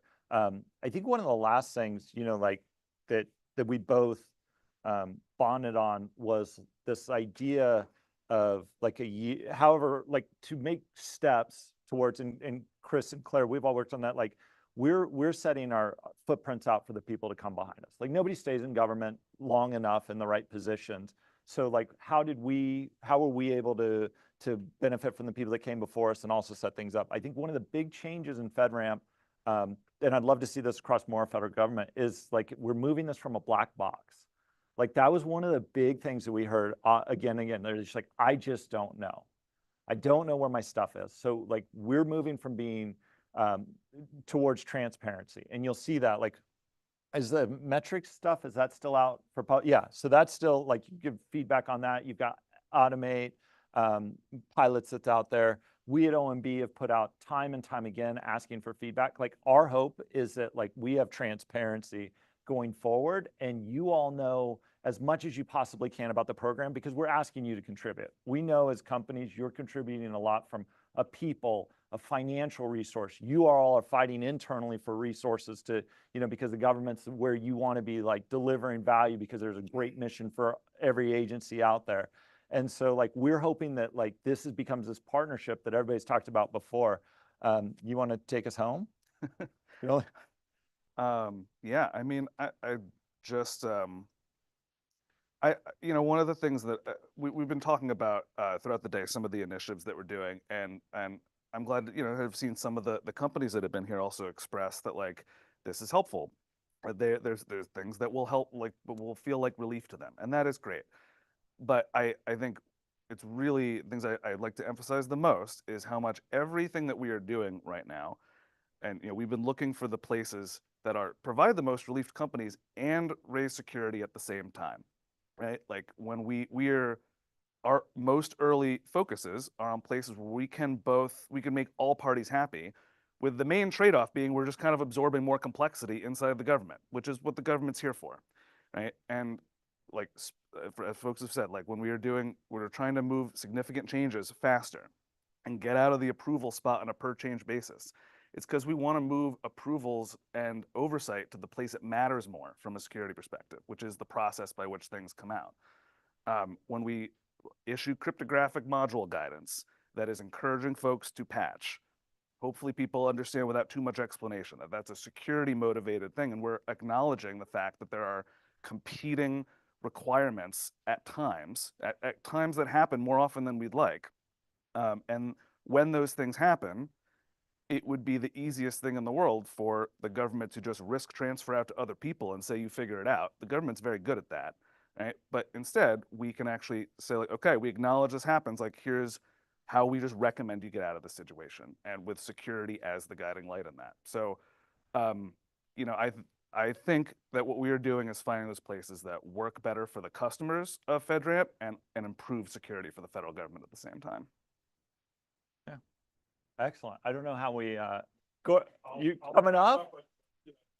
Thank you guys very much. Just Drew, as an observation, ITI is a policy organization, so we love governance. Probably can't find too many people who would say that quite so proudly, but nonetheless, Good policy rocks. Well, and good policy is at the core of a lot of the issues that we discussed today, right? Yeah. But I think, a key takeaway for me, and then again, it's the Thursday before Labor Day and it's still summer, so everybody should go out and enjoy it while they can. A key takeaway for me to all of my industry colleagues, we have a point in time here now where we have partners in government in OMB, in GSA, who want to engage with industry, who want to come out and have these conversations, who want to do the things that we all know we need to do to improve the products and services and security of all of them that the government needs in order to be effective in executing all of the thousands and millions of missions that exist across the government. And I think that's something it's imperative for us to take advantage of that, to provide those comments, to have forums like these, to have discussions like these, and to continue to do them. So thank you all for coming today to join. Thank you to the GSA and OMB teams. And Eric wants to say one more thing. So yeah. The thing I was going to say, which is our FedRAMP security director position, still open for applications today. I feel like I should mention that. Very relevant to many of the things that were brought up today.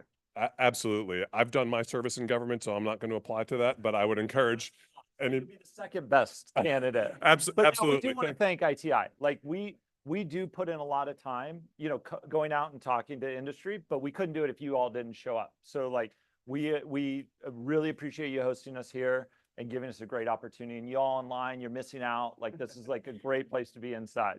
You heard it from the man's mouth himself. Absolutely. Thank you again, everybody for coming, and have a great weekend.